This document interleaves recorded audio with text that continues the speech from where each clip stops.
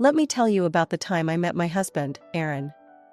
It was a regular Tuesday, and I was working at Marigold Fine China and Ceramics, surrounded by fancy dishes and glasses that cost more than my rent.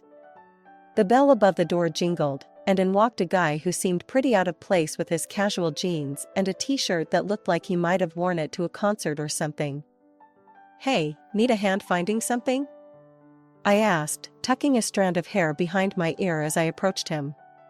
He turned around, and yeah, he was kinda cute, not that I was looking. Yeah, thanks. It's my mom's birthday, and she's big on teapots and all that. I don't know where to start. I showed him around, pointing out some of our best sellers and the finer pieces that would make his wallet cry. He chuckled at my straightforwardness. "So, you're telling me that little pot is worth $1,000?" he asked, eyebrow raised as he picked up a delicate teapot painted with roses. "Believe it or not, yeah. It's hand-painted, limited edition," I explained, watching him carefully replace it. We spent a good half-hour chatting as we walked through the aisles. He had a good sense of humor, making jokes about how a single plate cost more than his weekly groceries. "I'm Aaron, by the way," he said, extending his hand. "Elise," I replied, shaking his hand. "So, Aaron, picked any favorites yet?" He nodded towards a set with gold trim and a subtle floral pattern. "That one. It's beautiful, and I think my mom would love it." "Does it come with a don't break me guarantee?" I laughed, shaking my head. "Afraid not. But it does come with a pretty fancy box." While I wrapped up his purchase, he glanced at his phone, then looked up at me. "Hey, this might sound weird, but can I have your number? You've been really helpful, and, I don't know, maybe I could get your advice on something else?" "Like what? More teapots?" I joked, handing him his bag. "Or maybe just a cup of coffee," he countered with a smile. I wrote down my number, still thinking he was just being polite. Guys like him didn't really go for girls like me, ones who spent their days selling overpriced china to people who had too much money. But the next morning, he called. The coffee date with Aaron wasn't just coffee.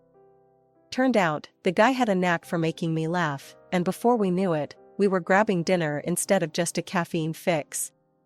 "So, Elise, tell me something. How does someone with a no-bullshit attitude end up selling fancy plates to rich folks?" Aaron asked as he sipped his coffee, watching me over the rim of his cup. I shrugged, poking at my salad. "Gotta pay the bills somehow. Plus, it's kind of fun watching people freak out over which set of plates will impress their snooty friends more." He laughed, that hearty kind of laugh that made you want to join in. "Fair enough. You're pretty down to earth. I like that." The conversation flowed as easily as the coffee. We talked about everything: movies, books, our crazy families. He shared stories about his job as an architect, and I told him about my dreams of maybe opening a little cafe someday. "Wait, you cook?" he asked, eyebrows raised. "More like I bake. Cupcakes, pies, you name it. My grandma taught me," I confessed. "Damn, a baker and a plate expert? That's some combo." It felt good, you know? Being with someone who got my kind of humor and didn't expect me to be anything but myself. We started seeing each other more and more after that night: movies, walks in the park, the occasional concert when we felt like splurging. One evening, a few months in, we were at his place, a modest but cozy apartment he'd designed himself. We were on the couch, a movie forgotten on the TV, as we talked about our days. Today was nuts. This lady spent an hour deciding between two identical teapots. I mean, they were literally the same, Aaron. How does that even happen? I vented, still amused by the absurdity of it. He grinned, pulling me closer. Maybe she was just trying to make a perfect choice. Kind of like how I feel with you. That caught me off guard, and I looked up at him, trying to figure out if he was joking. But he was serious. "What do you mean?" "I mean, every day with you feels like I'm making the right choice. No second guessing, no regrets. It's easy with you, Elise." It wasn't just the words, but the way he said them, like it was the simplest truth in his world. That night, we kissed for the first time, right there on that couch, and it felt like everything just clicked. Months flew by, and soon a year had passed. Aaron and I were inseparable, and I knew I was falling hard. It was on our first anniversary that he surprised me. We went back to the same coffee shop where we'd had our first date. "Elise, I've got something for you," he said, handing me a small, beautifully wrapped box. Inside was a key. I looked up at him, puzzled. "It's a key to my apartment. I want you to move in, if you're up for it," he explained, his eyes searching mine for any hint of hesitation. I didn't need to think twice. Yes, I'd love to. And just like that, we started a new chapter together. Life with Aaron was as natural as breathing. He never made me feel like just a girlfriend. I was his partner, his equal. We had our moments, sure, like any couple. But even when we argued, it was never long before one of us was cracking a joke, breaking the tension. He loved my baking, always praising even my most disastrous attempts.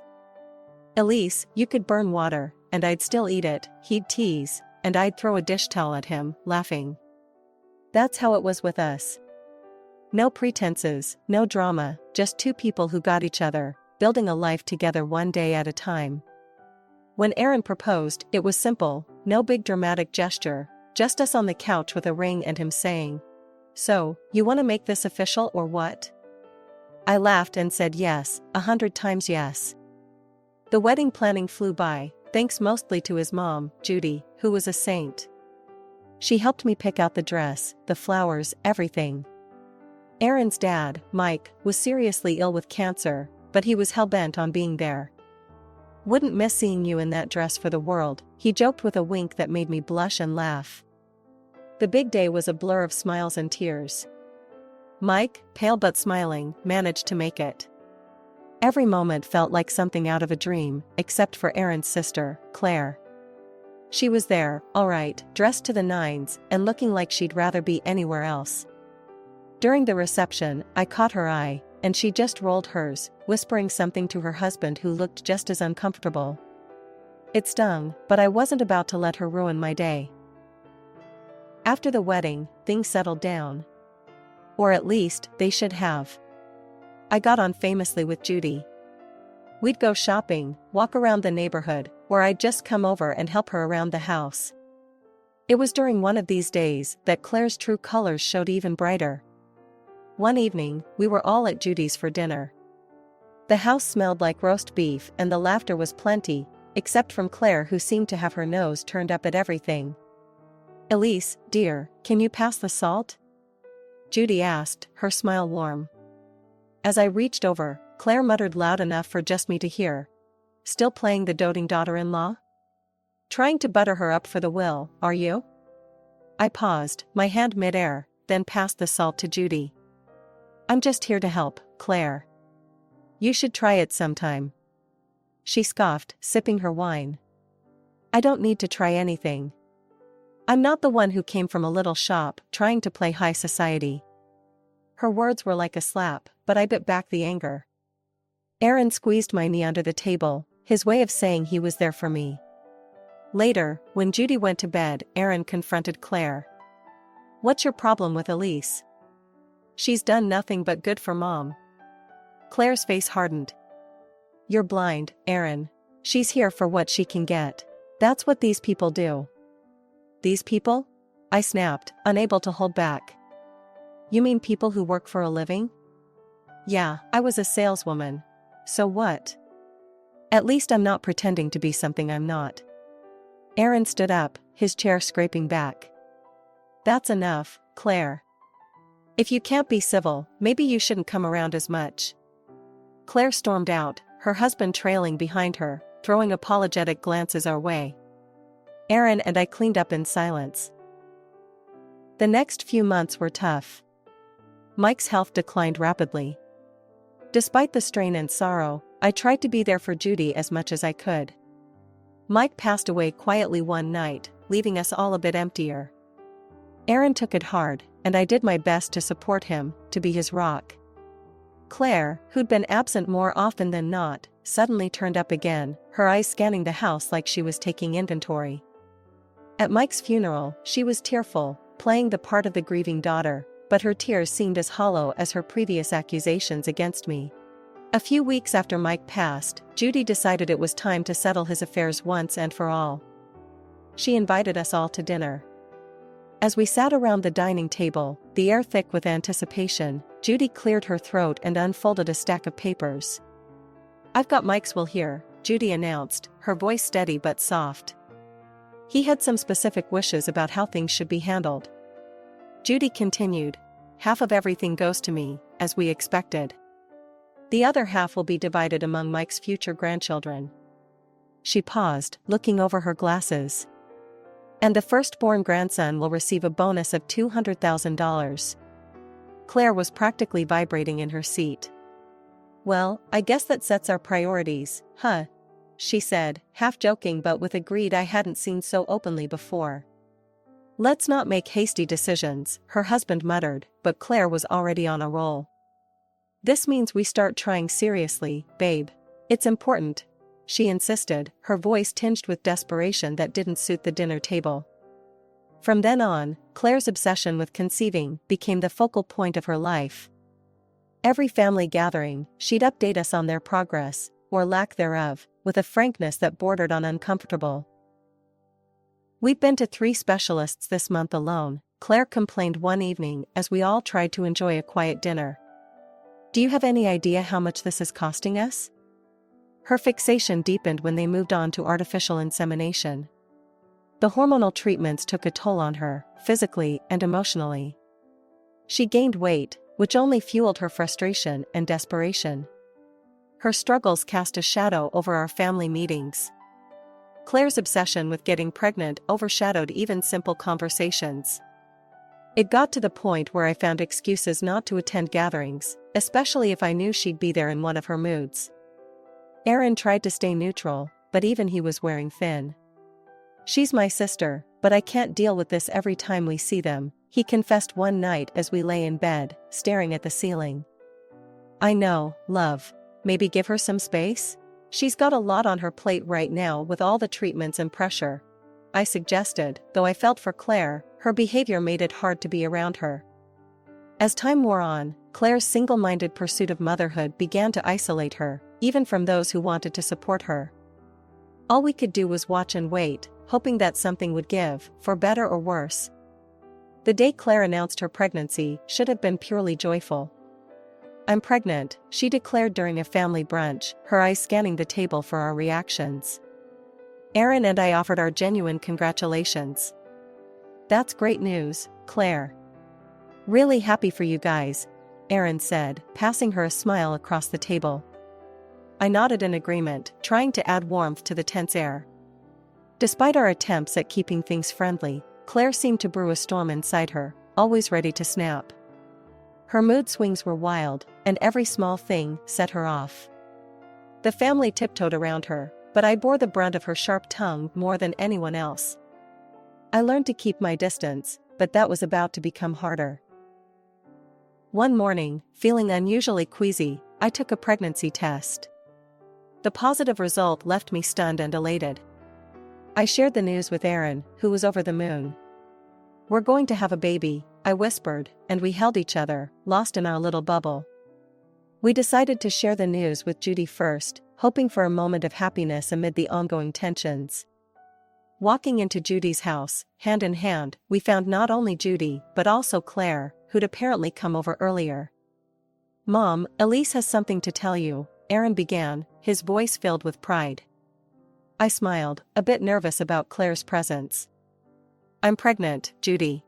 We just found out." Judy's face lit up with delight. "Oh, my darlings, that's wonderful. 2 grandchildren on the way." But Claire's reaction was far from congratulatory. Her face drained of color, and her lips thinned. "You planned this, didn't you?" she hissed, her voice low and menacing. "Trying to steal my thunder and my child's inheritance." I froze, shocked by her accusation. "Claire, that's not true. It just happened." Her voice escalated, and she stood, pointing a shaking finger at me. You're lying. This is all a setup. You want the money, that's all you've ever wanted. We should get a DNA test on that baby. Who knows if it's even Aaron's? Aaron stepped between us, his face dark with anger. Enough, Claire. I won't let you insult my wife like that. You owe Elise an apology. Claire scoffed, her cheeks flushed with anger or shame, I couldn't tell. I'm not feeling well, she muttered, grabbing her purse and storming out, leaving a stunned silence behind. Judy reached for my hand, her eyes sympathetic. Don't mind her, dear. It's just the hormones and jealousy speaking. I tried to smile, but Claire's words had cut deep. Tears spilled over, and I wiped them angrily. I just don't understand why she has to be so cruel, I murmured. The joy of our announcement had been overshadowed by Claire's outburst, and though Judy tried to smooth things over, the damage was done. The remainder of our visit was spent discussing baby names and plans, but Claire's shadow hung over us all. Judy called me up early on a bright Tuesday morning, her voice warm and inviting. Elise, dear, why don't you come over for coffee? I baked your favorite apple pie, she said, and I could almost smell the sweet aroma through the phone. Glad for a reason to get out of the house, I quickly agreed. I'll be there in 20 minutes, Judy. Can't wait.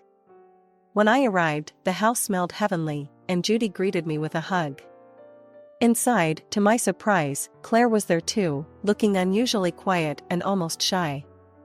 She even managed a small smile as I walked in. Elise, I want to apologize for last time, Claire said, her voice lower than usual. I was out of line. I've been dealing with a lot. Her apology, unexpected as it was, eased a bit of the tension I'd been carrying around. Thanks, Claire. Let's just move forward, okay? We settled at the kitchen table, the pie between us, its scent filling the room, inviting us to forget the awkwardness. Judy poured the coffee, and we started to chat about light, inconsequential things, Judy's garden, the weather, the little one on the way. Halfway through our second slice of pie, a headache began to pound at my temples, a common annoyance during my pregnancy.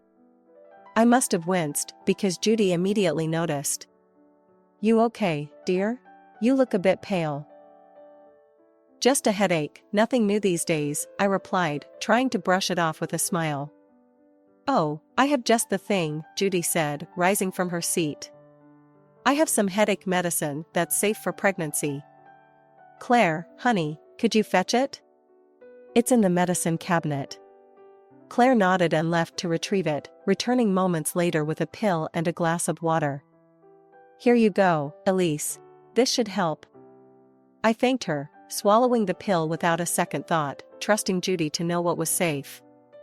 But as I took the glass back to the kitchen to rinse it out, my eyes caught on something in the trash that sent a cold shiver down my spine. Among the usual rubbish, a discarded medicine package stood out, its label stark against the banana peels and coffee grounds. It was a chemotherapy drug, one that I instantly recognized from the time we had helped Mike through his treatments. Panic seized me as I remembered the clear warnings about its effects on pregnancy.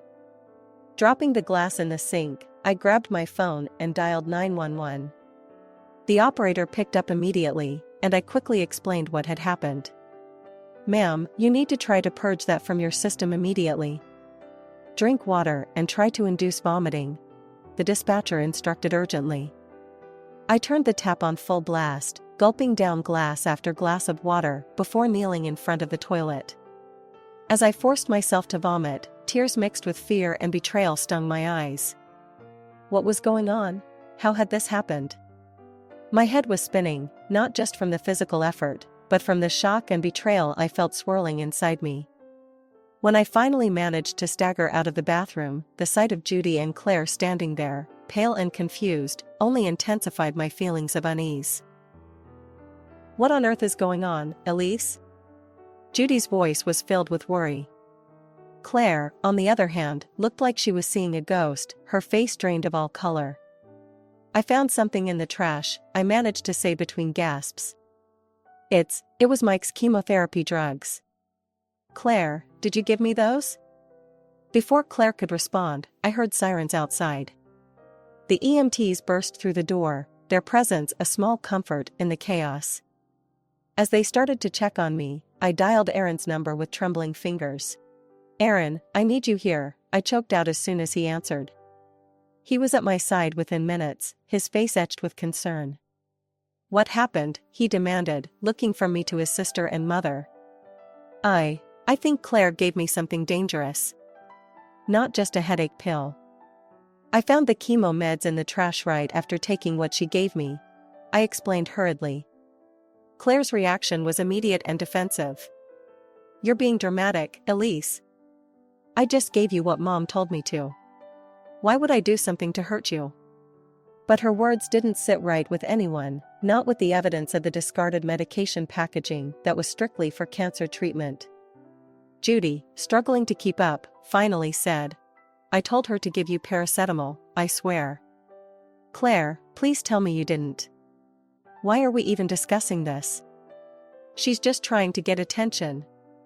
Claire interrupted, her voice rising in panic. That's when Aaron stepped in, his tone icy. "We're calling the police. We need to sort this out properly." Claire paled even further, if that was possible. "The police? Aaron, come on, think this through. She's making a mistake." But it was too late.